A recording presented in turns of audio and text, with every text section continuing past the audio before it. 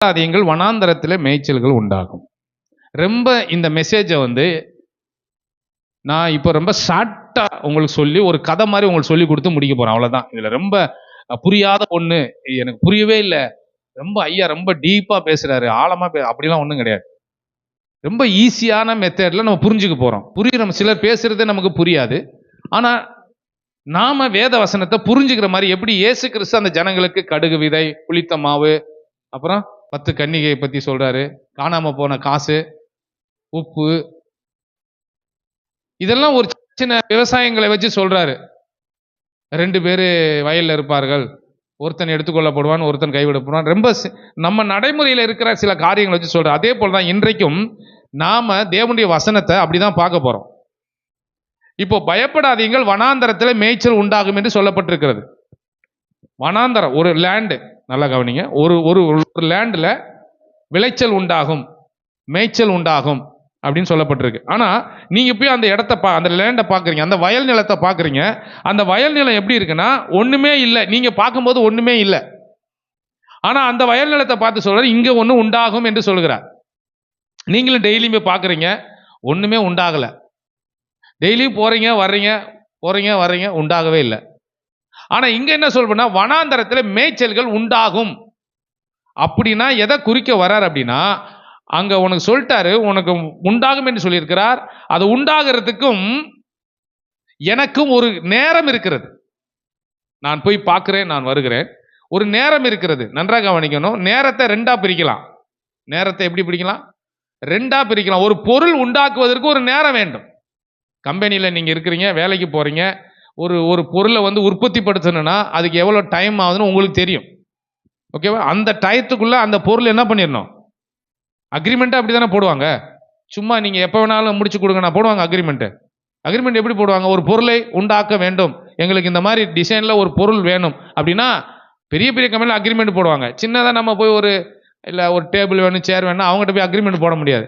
ஒரு 10 நாள் செஞ்சு கொடுப்பா, ஒரு வாரத்தில் செஞ்சு கொடு. ஆனால் பெரிய ப்ராடக்ட்ஸ் என்னன்னா, பெரிய பெரிய மிஷின் இல்லை, பெரிய பெரிய கம்பெனியில் வேலைகள் நீங்கள் நடக்குன்னா அவங்க ஒரு பொருளை ஆர்டர் எடுக்கிறாங்கனால அதுக்குன்னு லீடர்ஸ் இருப்பாங்க, அதுக்குன்னு தலைவர், அதுக்குன்னு சூப்பர்வைசர், ஹெச்ஆர்லாம் இருப்பாங்க, மேனேஜ்மெண்ட் இருக்கும். அவங்கெல்லாம் கூடி தான் அவங்க இதை என்ன பண்ணுவாங்கன்னா அக்ரிமெண்ட் போட்டு தான் எடுப்பாங்க.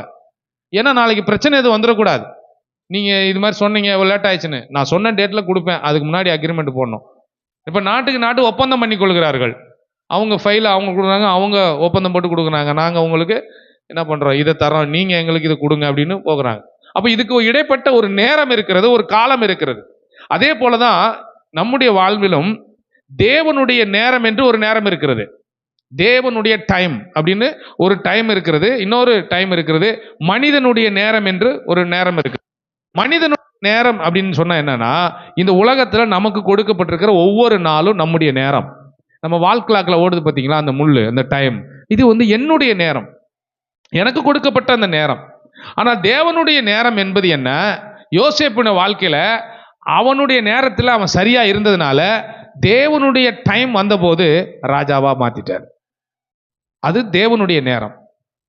அப்போ எனக்கு கொடுக்கப்பட்ட டைம்ல என் வேலையை நான் சரியா செஞ்சா அவர் நேரத்தில் அவர் டைம்ல எனக்கு நிச்சயமா ப்ரொமோஷனை கர்த்தர் கொடுக்கிறார். அப்போ உண்டாகும் என்று சொல்லி இருக்கிறார். உன்னை சொப்பனத்தை கொடுக்கிறாரு. சொப்பனத்தை கொடுத்த உடனே நீ பெரிய ஆளா மாற போற அப்படின்னு சொல்றாரு. அவதை போய் சகோதரர்கிட்ட சொல்றாங்க. அவங்கெல்லாம் ஏற்றுக்கொள்ளல. அந்த சம்பவம் நமக்கு நல்லா தெரியும். ஆனா அது நடக்கிறதுக்கு, அது உண்டாகிறதுக்கு, அது முளைச்சு வர்றதுக்கு அவர் நேரத்தில் அவர் உண்மையா இருந்தார். எனக்கு கொடுக்கப்பட்ட நேரம், என் டைம்ல, என் வாழ்க்கையில நான் உண்மையா இருக்கிறேன். இது எப்போ நடக்கும்? அவர் நேரம்னு ஒரு வரும், அவர் டைம்னு ஒன்று வச்சிருக்கிறார். அந்த டைம்ல கர்த்தர் எனக்கு நிச்சயமா எனக்கு என்ன பண்ணுவார்? நிறைவேற்றுவார். அப்ப என்னுடைய நேரத்தில் நான் என்ன செய்யணும்? இப்போ என்னுடைய நேரம். அவருடைய நேரத்தில் 1ஆம் தேதி வாக்குத்தத்தம் கொடுத்துறார். அது அவர் டைம்.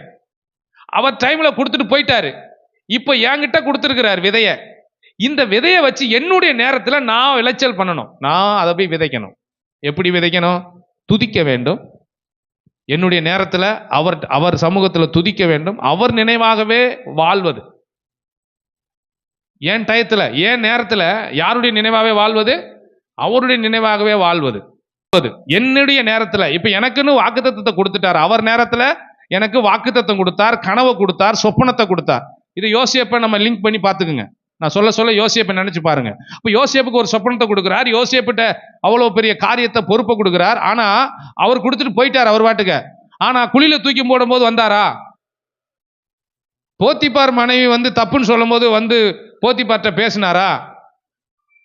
அவர் டைம் சொல்லிட்டு போயிட்டாரு. இப்ப யுவர் டைம், இப்ப யுவர் டைம். இது உங்கள் நேரம். சொன்னதுக்கும் நடக்கிறதுக்கும் சம்பந்தமே இல்லை. நம்ம என்ன நினைச்சிருப்போம்? நம்ம ஆண்டவர் அப்படி சக்திமான் மாதிரி அப்படி சுத்தி வந்து நிப்பாருன்னு நினைச்சோம் பிரச்சனை வரும்போது. அப்படித்தானே? நேரத்தில் தேவன் எனக்கு கொடுத்த வேலையை செய்து கொண்டே இருப்பது. யோசேப்பு அப்படிதான். அவர் நேரத்தில் அவருக்கு கொடுக்கப்பட்ட வேலையை அவர் செய்து கொண்டே இருந்தார். அவர் ஒரு நாள் இப்படி நான் பாட்டு சும்மா இருந்தேன், தூக்கத்தில் வந்து கதிர் கட்டலாம் நிற்கிற மாதிரியும் மாடெல்லாம் இது மாதிரி கனவை கொடுத்தீங்க, அதை கொடுத்தீங்க, வணங்குற மாதிரி கொடுத்தீங்க. நான் வேற வாயை விட்டுட்டேன், என் தம்பிக்கிட்ட அண்ணன் தம்பிக்கிட்ட வாயை விட்டேன், அவனுங்க வேற என்ன தூக்கி குழியில் போட்டான். எதுவுமே புலம்பல. என் நேரத்தில் என் வேலையை செய்து கொண்டே இருப்பேன். அவர் நேரத்தில் அவர் வேலையை அவர் வந்து எனக்கு செய்வார். அதுதான் உண்டாகும். உயர்த்துவேன், உண்டாகும், நடக்கும் என்றெல்லாம் சொல்லியிருக்கிறார்ல பைபிள. அது அவர் நேரத்தில் வந்து அவர் சொல்லிட்டு போயிட்டாரு. ஆனா என் நேரத்தில் நான் வேலை செய்யறேன். வேலை செய்யும் போது நிறைய டிஸ்டர்பன்ஸ் வருது, நிறைய பிரச்சனை வருது, நிறைய மனத்தாங்கல்கள் வருது. ஆண்டவர்கிட்ட கேட்கிறேன், என்ன ஆண்டவரே நீங்க தான் உண்டாகும்னு சொன்னீங்க, அதை நம்பி நான் வேற பேசிட்டேன். அப்படி சொல்றதல்ல. உண்டாகும் என்று சொன்னால் உண்டாகும். அவர் சொல்லியும் செய்யார் இருப்பாரோ என்றுதான் நம்மகிட்ட கேள்வி கேட்கிறது. நிச்சயமா நமக்கு செய்வார். என் நேரத்தில் தேவன் எனக்கு கொடுத்த வேலையை செய்து கொண்டே நான் இருக்க வேண்டும், செய்து கொண்டே இருக்க வேண்டும். அடுத்தது வேலையை எப்படிப்பட்ட மனநிலையில் செய்ய வேண்டும்? நம்ம கொடுக்கப்பட்ட வேலையை நம்ம எப்படிப்பட்ட மனநிலையில் செய்யணும்னா சலிப்பு இல்லாமல் செய்யணும். இப்போ நீங்க எல்லாம் வேலைக்கு போறீங்க, அப்படிதானே? அந்த வேலைக்கு போகும்போது எப்படி தான் போகணும்? சலிப்பு இல்லாமல் போகணும். சலிப்பு இல்லாமல் போகணும். அப்படி நீங்க போகணும். சங்கடம் இல்லாமல் வேலைக்கு கிளம்பி போகணும். வேலைக்கு போகும்போது எப்படி போகணும்? ஏன்னா அது உங்கள் நேரம், அது உங்கள் டைம். உங்களுக்கு அந்த வேலையை கொடுத்துருக்கிறார். ஏன் தான் தெரியல, இந்த ஆள்கிட்ட வந்து நான் மாட்டிக்கிட்டேன், இந்த கம்பெனியில் வந்து மாட்டிக்கிட்டேன். நீங்க மாட்டல, அவர் மாட்ட வச்சிருக்கிறாரு. அந்த கம்பெனியில் இருந்தாதான், அந்த சூப்பர்வைசர் கீழே இருந்தாதான் ஓ ஆத்மா நல்லா இருக்குன்னு அவருக்கு தெரிஞ்சுதான் அந்த கம்பெனியில் கொண்டு நம்மளை வச்சிருக்கிறார். என் டைம்ல என்கிட்ட கொடுக்கப்பட்ட, எனக்கு கொடுக்கப்பட்ட அந்த பொறுப்புல இதுதான் எனக்கு கொடுக்கப்பட்ட வேலை. எவ்வளவு நாள் வச்சிருக்கிறாரோ அவ்வளவு நாள் நான் அங்க இருப்பேன். சலிப்பு இல்லாம செய்யணும் அந்த வேலையை. அது உலகப்புறமான வேலையா இருக்கலாம், இல்ல ஊழியமா கூட இருக்கட்டும். நான் என் வேலை என்ன? ஊழியம் செய்யணும். இந்த ஊழியத்தை சலிப்பு இல்லாம செய்யணும். ஒரு பிரசங்கம் எடுக்கிறதுக்கு நான் மெனக்கிடுறேன், ஒரு பிரசங்கத்தை எடுக்கிறதுக்கு மணிக்கணக்காக உட்காடுறேன், ஒரு பாட்டை எடுக்கிறதுக்கு கார்ட்ஸ் பிடிச்சி அதை செய்யறதுக்கு மணிக்கணக்காக டைம் செலவு. ஏன் வேலை, இந்த வேலையை நான் சரியா செய்யணும். நம்ம ஆட்கள் தானே, ஏதோ ஒன்று கதையை அடிச்சு விடலாம். அப்புறம் அவரை பெத்தார் இவரை பெத்தான்னு சொன்னா கூட நீங்க கேட்டு தான் போறீங்க. ஏன் பாஸ்டர் இப்படி பேசுறீங்க கேட்க போறீங்க. அரைச்சம்மாவே அரைச்சாலும் கேட்க போறீங்க. போன வருஷம் பேசின பிரசங்கம் 52 பிரசங்க குறிப்பு இருக்கு.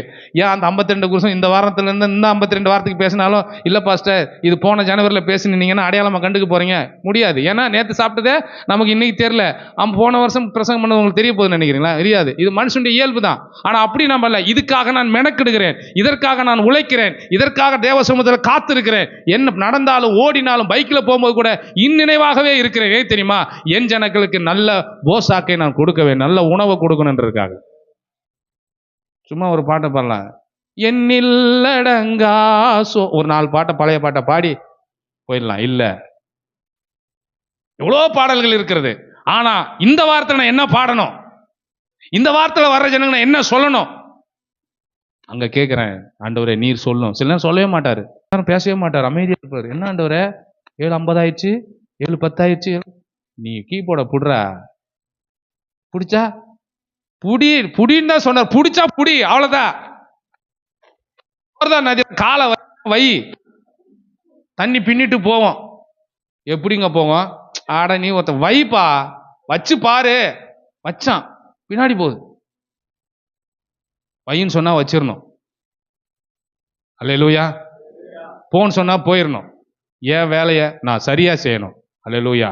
சலிப்பு இல்லாம செய்யணும், சங்கடம் இல்லாமல் செய்யணும்.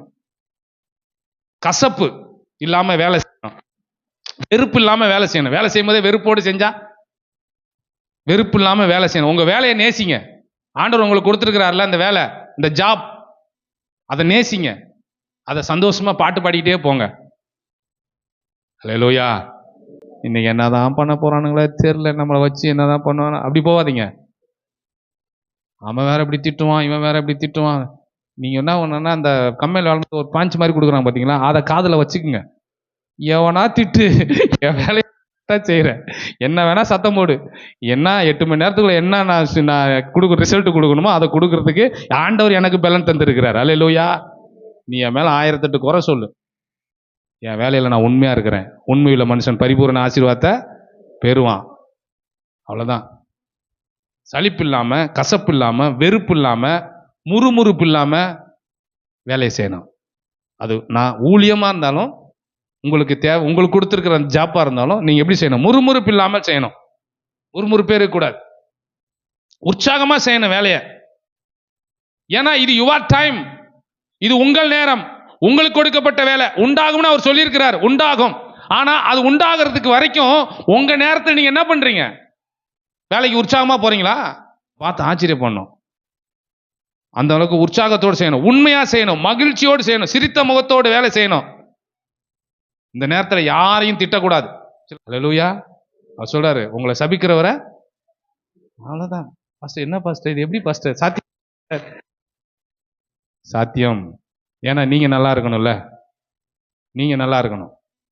அதுக்கு தான் அவர் சொல்றாரு, இந்த நேரத்தில் யாரையும் திட்டாதீங்க. ஏன்னா உங்களுக்கு ஒரு ஒரு ஒரு வாக்குத்தத்தத்தை பண்ணிட்டார். யோசேப்பு அப்படிதான். யோசேப்பு ஒரு சொப்பனத்துக்கு விளக்கம் கொடுக்கிறார். அவனும் அங்கதான் இருக்கிறான். அவன் வந்து ஒரு சொப்பனத்தை பார்க்கறான். என்னன்னு கேட்கறான். இல்ல கர்த்தர் தான் அதை வெளிப்படுத்தணும், வெளிப்படி சொல்லி அவனை விடுதலை ஆக்கி அவனை உயர்ந்த இடத்துக்கு கொண்டு போயிடறாங்க. ஆனா 2 வருஷமா மறந்துட்டான் யோசேப்ப.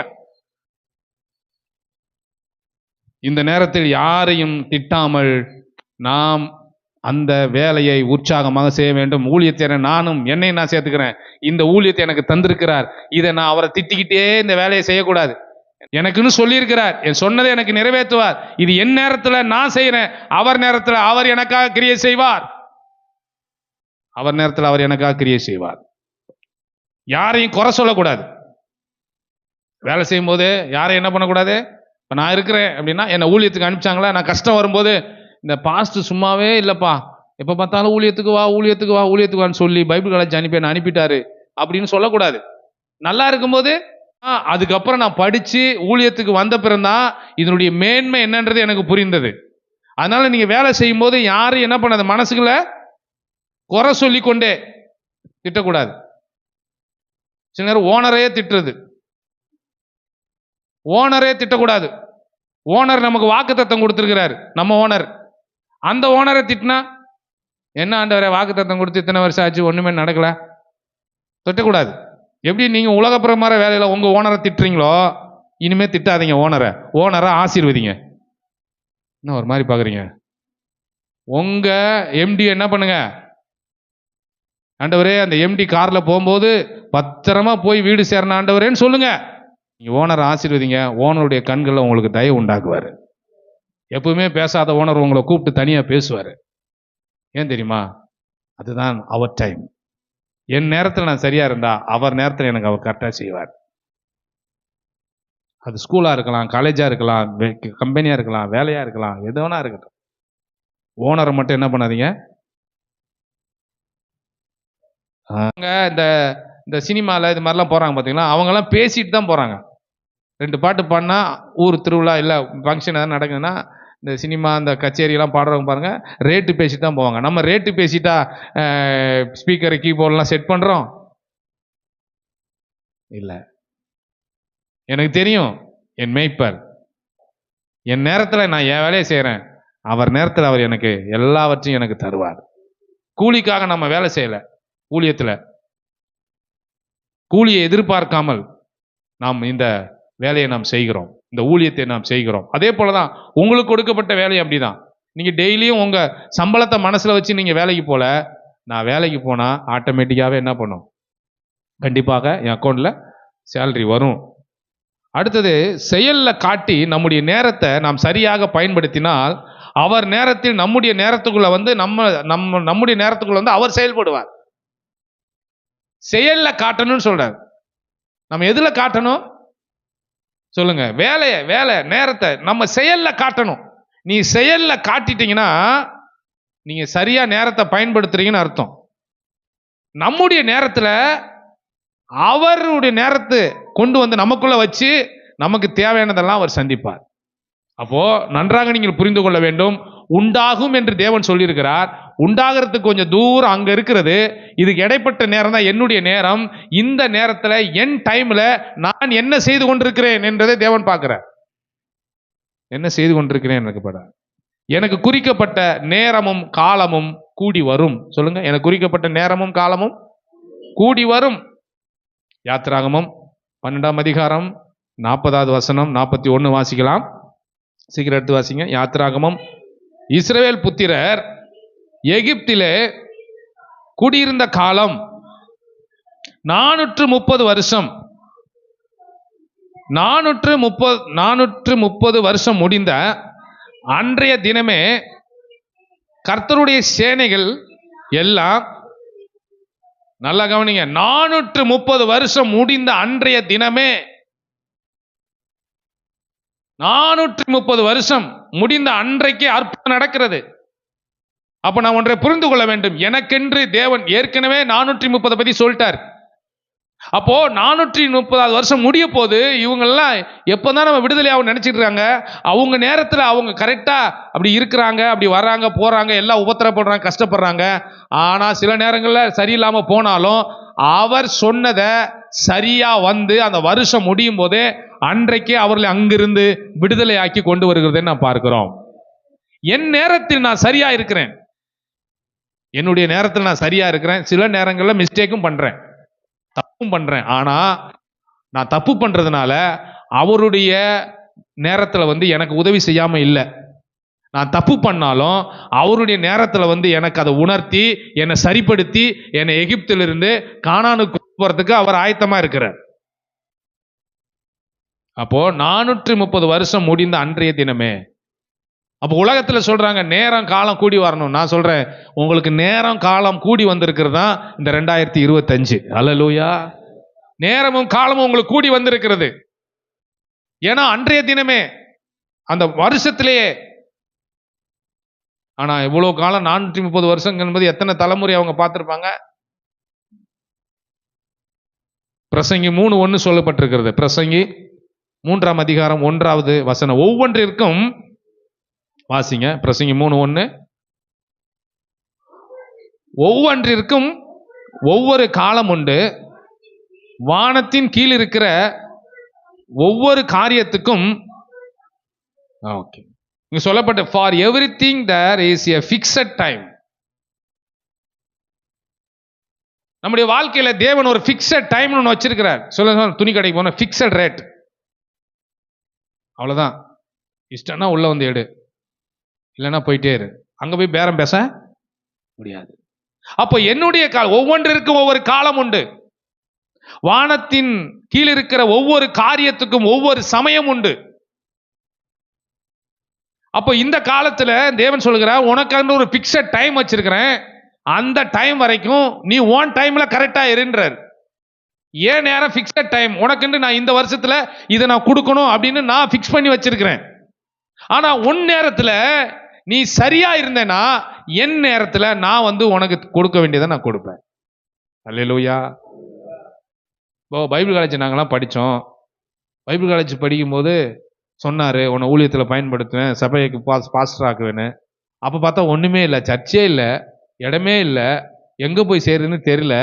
ஆனால் அந்த நேரத்துலையும் துதிச்சு ஆராதிச்சு எங்கள் நேரத்தில் அவரோடு கூட சரியாக இருக்கிறதுனால அவருடைய நேரம் வந்தபோது இங்கே கொண்டு வந்தார், இங்கே ஊழியங்களை ஆசீர்வதிச்சார், இடத்த கொடுத்தார், கட்டணும், ஊழியங்களை செய்யறதுக்கு ஆண்டவர் உதவி செஞ்சிருக்கிறார். அல்லேலூயா. அதனால சொல்றேன், நம்ம நேரத்தில் நம்ம சரியா இருக்கணும். அப்போ படிக்கும்போது பேஸ்டோ சோப்பு வாங்குறது கூட காசு இருக்காது, 10 ரூபா 5 ரூபா கூட இருக்காது. அந்த நேரத்தில் கூட முறுமுறுப்பு இல்லாம ஊழியத்துக்கு அழைச்சிட்டு இப்படி விட்டுட்டாரு என்ற கசப்பு இல்லாம அதையும் ஹாப்பியா சந்தோஷமா எடுத்துட்டு செஞ்சதுனால தான் இன்னைக்கு எத்தனை பேஸ்ட் வேணாலும் வாங்கலாம், எத்தனை ப்ரஷ் வேணாலும் வாங்கலாம், எத்தனை சோப்பு வேணாலும் வாங்கலாம். அந்த கஷ்டம் இப்ப இல்லை. ஆனா இப்ப வேற தேவை இருக்கிறது.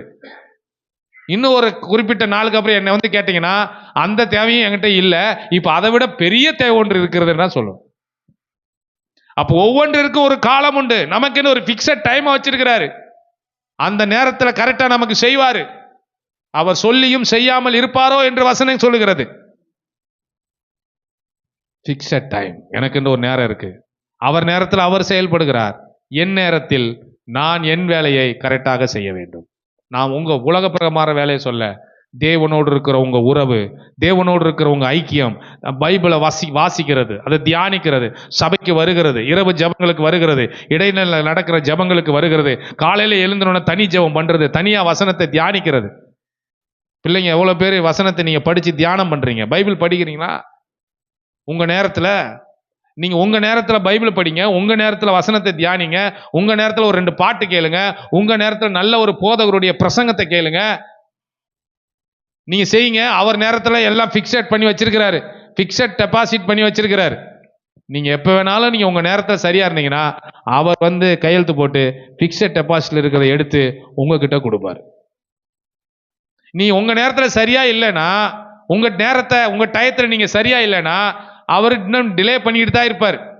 இன்னும் உனக்கு விவரம் பத்தாது, இன்னும் ஒரு நாள் போட்டோம், இன்னும் உனக்கு புரியல, இன்னும் ஒரு நாள் போட்டோம், உனக்கு செய்யறேன்னா சொல்லிக்கொண்டே இருப்பார். அப்ப என் நேரத்தில் எனக்கு கொடுக்கப்பட்ட நேரத்தை நான் சரியா கையாண்டனா அவர் நேரத்துல எனக்கு எல்லாம் சரியா நடக்கும். உதாரணத்துக்கு சொல்றேனே, இப்ப இது தேவன் எனக்கு கொடுக்கப்பட்டிருக்கிற நேரம், நம்ம எல்லாரும் கொடுக்கப்பட்டிருக்கிற நேரம். இந்த நேரத்துல நம்ம பாட்டு பாடுறோம். அப்படிதான் நம்ம பாட்டு பாடுறோம். என்னது? என் குறைவில் உதவும், என் குறைச்சல நிறைவாக்கும், அமைதியா இருந்து காத்து பொறுமையோடு இருந்து உடைக்கப்பட்டு உருவாக்கப்பட்டு சிறுக சிறுக சேமித்து வாயை கட்டி வைத்த கட்டி நான் சின்ன சின்னதா சேர்த்து வைக்கிறேன். இப்படி நம்ம பாட்டு பாடுறோம். இது நம்முடைய டைம். ஆனா அவருடைய நேரத்தில் நம்ம பிள்ளைகள் எப்படி தெரியுமா பாடுவாங்க? அவருடைய நேரம் நம்ம குடும்பத்தில் செயல்பட ஆரம்பிச்சிச்சுன்னா எப்படி தெரியுமா பாருங்க? என்னை நிறைவாய் ஆசீர்வதித்தீர், என் பாத்திரம் நிரம்பி வழிகிறது, எனக்கு இல்லையே, என் சந்ததி பாட போகிறது. அல்லேலூயா. ஒரு மாதிரி பாக்குறீங்க, புரியலையா? நான் எப்படி பாடுறேன்? என் குறைவை நிறைவாக்கும், என் கஷ்டத்தை போக்கும் அப்படின்னு பாடுறேன். ஆனா என் சந்ததி எப்படி பாட போகுதுன்னா, எங்க அப்பா எங்க ஏசப்பா என்ன நிறைய ஆசீர்வதிச்சிருக்கிறாரு, என்ன உயர்த்தி இருக்கிறாரு அப்படின்ற அது அவர் டைம் வந்து கிரியை செய்ய போறது. என் நேரத்தில் சரியா இருக்கிறேன். நான் சொல்றேன், அவர் டைம்ல நீங்க இல்ல. இப்ப தேவன் அவர் டயத்தை உங்களுக்குள்ள அனுப்பி எல்லாம் நிறைவாக்குனதுனால உங்களுக்கு அது தெரியாதனால திரும்ப அந்த கஷ்டத்தை கொண்டு போய் தான் இவருக்கு பாடத்தை கற்றுக் கொடுக்கணுமா? அப்படியும் கற்றுக் கொடுக்க மாட்டார். அது அவர் டைம் முடிஞ்சு போச்சு. இது என்னுடைய நேரம், இப்ப செயல்படுது, வாழ்ந்து முடி. ஒரு டைம் ஆண்டவர் நமக்கு கொடுக்க ஆரம்பிச்சிட்டாருன்னா நிறுத்தவே மாட்டார். நான் பாடின பாட்டுக்கும் என் பேர பிள்ளைங்க வந்து பாடுற பாட்டுக்கு வித்தியாசம் இருக்க போகுது. அல்லேலூயா. நீங்க பாடுற பாட்டு என்ன? ஒரு வீடு கட்ட முடியே, நீ வாடகை வீட்டிலே இருக்குன்னு நம்ம பாடுற பாட்டு. நம்ம பேர பிள்ளைங்க என்ன பண்ணுறோம்? தாத்தா ஒரு வீடு சும்மா தான் இருக்கு, வந்து இருக்கியா? 4 பெட்ரூம் கட்டி விட்டுருக்கேன், மாடி இருக்கு, நீ வாட்டு வந்து எந்த ரூம்லாம் படுத்து தூங்க நீயும் பாட்டியும் சொல்லுவாங்க. ஏன்னா ஆமேனே வரமாட்டுது. நம்ம ஒரு வீடை கட்டுறதுக்கு முக்கி கட்டுறோம், செங்கல் வாங்குறதுக்கும் மண் வாங்குறதுக்கும் மணல் வாங்குறதுக்கும். அவன் சொல்லுவான், தாத்தா நிறைய வீடு ஆண்டவர் எங்களுக்கு தந்திருக்காரு, நீங்க எங்க வேணாலும் வந்து குடியிருங்க. நான் பாடின பாட்டுக்கும் என் சந்ததி பாட போற பாட்டுக்கும் ரொம்ப வித்தியாசம் இருக்கு. என்ன பாட்டு எழுத சொன்னா நான் எப்படி பாட்டு எழுதுவேன்? கஞ்ச பிசினரித்தனமா பாட்டு எழுதுவேன். ஏன்னா நான் வந்த வழி அப்படி. ஆனா என் பேர பிள்ளைங்க என் சந்ததியை பாட்டு எழுத சொன்னா எப்படி பாட்டு எழுதும்? நிரம்பி வழியும் ஆசீர்வாதம், ஒரு குறையில்லையே. என் நேரத்துல நான் சரியா இருக்கிறேன், சரியா ஜெபம் பண்றேன், சரியா பைபிள் படிக்கிறேன், சரியா வசனத்தை தியானிக்கிறேன், அவர் நேரத்துல என்ன நிரம்பி வழியை செய்வார். நிரம்பி வழி. இது பாஸ்டர்ஸ்க்கு மட்டும்தானா? விசுவாசிகளுக்கு தான், உங்களுக்கு தான் செய்ய போறாரு. நீங்க ஒரு காலத்துல சொல்லதான் போறீங்க. நான் பாடுற பாட்டுக்கும் என் சந்ததி பாடுற பாட்டையும் நான் இப்பயே கற்பனை பண்ணி பாக்குறேன். அல்லேலூயா. நான் ஒரு 2 வீலர் வாகனத்தை மாத்துறதுக்கே இவ்வளவு யோசிக்கிறேன். என் சந்ததி அது வேற மாதிரி மாறும், வேற மாதிரி மாறும். ஏன்னா என் டைம்ல நான் கரெக்டா பின்பற்றினேன். அவர் சொல்றாருல்ல, ஒருவன் ஒரு ஜெனரேஷன்ல கர்த்தரை கரெக்டா பின்பற்றி வந்தா எத்தனை தலைமுறை வரையும் இரக்கம் பாராட்டு வரான் சொல்றாருல்ல. அதுதான் என் டைம்ல நான் சரியா இருந்துட்டேன்னா, நான் இதுக்கு பின்னாடி 1000 தலைமுறையை நான் பார்க்கிறேன். நீ சரியா இருக்குது உனக்கு மட்டும் இல்ல, 1000 தலைமுறைக்கு. ஆதியாகமம் 17:1-6 வரை சொல்லப்பட்டிருக்கிறது.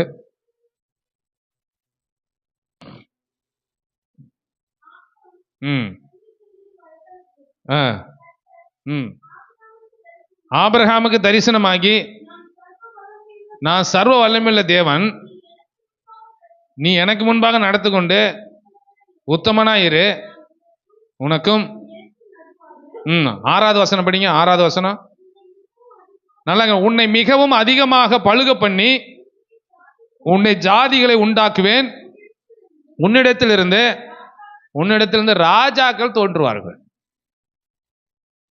இப்போ ஒரு வாக்குத்தத்தம் கொடுக்கப்படுகிறது ஆபிரகாமுக்கு. ஆபிரகாமுக்கு வாக்குத்தத்தம் கொடுக்கும்போது ராஜாக்கள் உண்டாகணும். ஒரு குழந்தையே இல்லை, பிள்ளையே இல்லாத ஒருத்தங்கிட்ட போய் உன்னை மிகவும் திரளா பெருக பண்ணுவேன் அப்படி சொன்னா கிண்டல் பண்ற மாதிரி இல்ல? யாரோ நம்மளை பரியாசம் பண்றாங்களே அப்படிதான் நினைவு.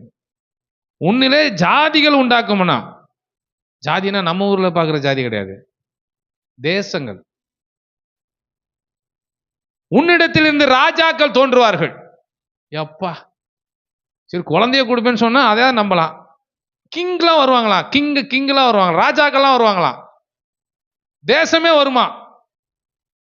ஆனா கையில என்ன இல்ல, நம்பத்தக்க ஒண்ணுமே இல்லை. ஆனா இதை பெற்றுக்கொண்டவர் அவர் நேரத்துல சரியா இருந்தார். தேவ நேரம்னு ஒண்ணு வந்ததா? தேவ நேரம்னு ஒண்ணு வந்ததா? தேவ நேரம்னு ஒண்ணு வந்து சாராளமா வீட்டில் இருக்கும்போது உற்பத்தி கால திட்டம்னு ஒண்ணு வச்சிருந்தாரு. என்ன திட்டம்? உற்பத்தி கால திட்டம். அதெல்லாம் என்னன்னா குழந்தைகளை உருவாக்குற காலம், கர்ப்பத்தின் கனியை கொடுக்கிற காலம் அப்படின்னு ஒரு காலம் இருக்கு. அந்த காலத்தை வச்சு அந்த அம்மாட்ட வந்து சொல்லி, அந்த அம்மா சிரிச்சு, நீ சிரிக்கிறல்ல, உன் பையனுக்கு சிரிப்பினே பேர் வைன்ட்டார். ஈசாக்குன்னு என்ன அர்த்தம்? நகைப்பு, சிரிப்புன்னு அர்த்தம். நீ தானே சிரிச்ச, உன் பையனுக்கு என்ன பேர் வையே? சிரிப்புன்னு பேர் வை. சிரிப்புன்னு வைக்காம டீசெண்டா ஐசக்னு வச்சிருக்கலாம். அவ்வளவுதான், நம்ம புரிஞ்ச ஐசக்னு. என் பேர் கூட ஐசக் தான், சிரிப்பு. ராஜாக்கள் தோன்றுவார்கள். அதான் நான் சொன்னேன், நான் பாடுற பாட்டுக்கும் என் சந்ததி பாடுற பாட்டுக்கு வித்தியாசம் இருக்கு. ஆபிரகாம் பாடுற பாட்டு எப்படி பாட்டு? நான் ஒரு குழந்தைய கேட்டா இவர் என்ன கிண்டல் பண்ணிட்டு போறாரு பத்தியா? நான் உன்னை கிண்டல் பண்ணல, நான் உனக்குள்ள ஒரு பெரிய நாடையே பாக்குறேன், உனக்குள்ள ராஜாக்கள்லாம் பிறக்க போறாங்கன்னு நான் பாக்குறேன் அப்படின்னு சொல்லி சொல்றாரு. அந்த வசனத்தை வாங்கி கொண்டவர் அமைதியா உட்கார்ந்து, உன்னிடத்தில் இந்த ராஜாக்கள் தோன்றுவார்கள் என்று சொன்ன பண்ணோன்னு அதை அவர் யோசித்து தேவனுக்காக காத்திருக்கும் போது நிச்சயமாகவே ராஜாக்கள் பிறந்தார்கள். ஈசாக்கு ஒரு நாடே உருவானது. ஆமென். அப்போ நம்முடைய வாழ்க்கையில நாம் சொல்ல வேண்டும், நான் போட்ட விதை, நம்ம போடுறோம்ல இப்போ ஒவ்வொரு விதையும், நாம் போட்ட விதை மரமாகி இலை விட்டு பூத்து காய்த்திருக்கிறது. என் காலத்துல என் நேரத்தில் நான் போட்ட விதை தான் என் சந்ததிக்கு மரமாய் காயாய் காய்த்து குலுங்கி கொண்டிருக்கிறது. என் பிள்ளைகள் நான் படுற கஷ்டத்தை படமாட்டாங்க. எத்தனை பேர் ஆமேன்னு சொல்றீங்க? ஆமா, நான் எங்க அப்பா பட்ட கஷ்டத்தை நான் படல. எங்க அப்பாட்ட சொல்லுவேன், நீ பட்ட கஷ்டத்தை நான் படலப்பா, ஆனா நான் படுற சில கஷ்டத்தை என் பிள்ளைகள் படாது. என் சந்ததி இப்படியே 1000 தலைமுறை வேண்டி உயர்ந்து இந்த தேசத்தை ஆளுகிறவர்களாய் கர்த்தர் மாட்டுவார். அப்போ இந்த என் நேரத்துல நான் போட்ட விதை,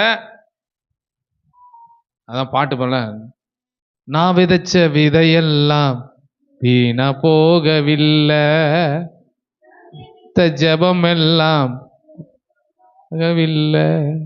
எப்போது எப்போதுன்னு ஏங்கி கிடக்குதா மனசு? எப்போது எப்போ எப்போ நடக்க போகுது? என் டயத்தில் இப்படிதான் நான் பாடுறேன். ஆனா அவர் டைம்னு வரும்போது அவங்க ஆசீர்வாதத்தை பத்தி பாட போறாங்க. தேவன் எப்படிப்பட்ட நிலைமை நம்மை புரிய வச்சிருக்காருன்னா, உன்னிடத்திலிருந்து ராஜாக்கள் தோன்றுவார்கள். காய் காத்திருக்கிறது அதனுடைய ஆசீர்வாதம். இப்ப குறையே இல்லை. நான் ராஜா வீட்டு பிள்ளை. நேரம் காலம் என்பது தேவனுடைய கரத்தில் இருக்கிறது. ஒன்று, அவர் நேரத்தில் அவர் சொல்லியிருக்கிறாரு. என் நேரத்தில் நான் சரியா இருந்தேனா, சொன்னவர் அதை செய்து முடிக்க அவர் போதுமானவராக இருக்கிறார். போதுமானவராக இருக்கிறார். ராஜாக்கள் தோன்றுவார்கள் என்று சொன்ன உடனே ராஜாக்கள் தோன்றினார்கள். ராஜாக்கள் வந்தாங்க அவங்க சந்ததியில. ஆனா ஆபிரகாம் அதை பார்க்கல. ஆபிரகாம் அதுல கோயிங் போயிட்டா. ஆனா அதுக்கு அடுத்து வாங்கும்போது ராஜாக்கள் தோன்றினார்கள். இன்ன வரைக்கும் அந்த தேசத்துல ராஜாக்கள் இருந்துகிட்டு தான் இருக்கிறாங்க. அந்த தேசத்தை யாராவது எதிர்க்க முடியுதா? நீ எவ்வளவு குண்டு வேணா வச்சாடி, நீ என்ன வேணாலும் பண்ணு, எதனா பண்ணு, உயிர் சேதம் வரதான் செய்யுது. ஆனா ஜெயிக்க முடியுதா? மேற்கொள்ள முடியுதா? இவங்க என்ன நினைக்கிறாங்கன்னா, இதை ஒரு சாதாரண நாடா நினைக்கிறாங்க. இல்லைங்க, அது வாக்குத்தத்தம் பண்ணப்பட்ட நாடு, வாக்குத்தத்தம் பண்ணப்பட்ட பூமி. அங்கதான் நம்ம இந்தியாவை அவர் பார்க்கறத விட அதிகமா எதை தான் பார்ப்பாரு? இஸ்ரவேலை தான் பார்ப்பாரு. இந்தியாவை அப்பப்பதான் பார்க்கிறாரு. நம்மளே சமாதானமா இருக்கோம்னா அவதான் சொன்ன, இஸ்ரவேலின் சமாதானத்துக்காக என்ன பண்ணுங்க, வேண்டிக் கொள்ளுங்கள் என்று சொன்னார். இன்னைக்கு சமாதானம் இல்லாம இருக்கு. ஆனாலும் யாரும் உன்னை மேற்கொள்ள முடியாது. அவர்களுக்கு மட்டும் இல்ல, நமக்கும் சேர்த்து சொல்லுகிறார். நமக்கும் சேர்த்து சொல்லுகிறார். அது ஆபிரகாம் நம்பினார்.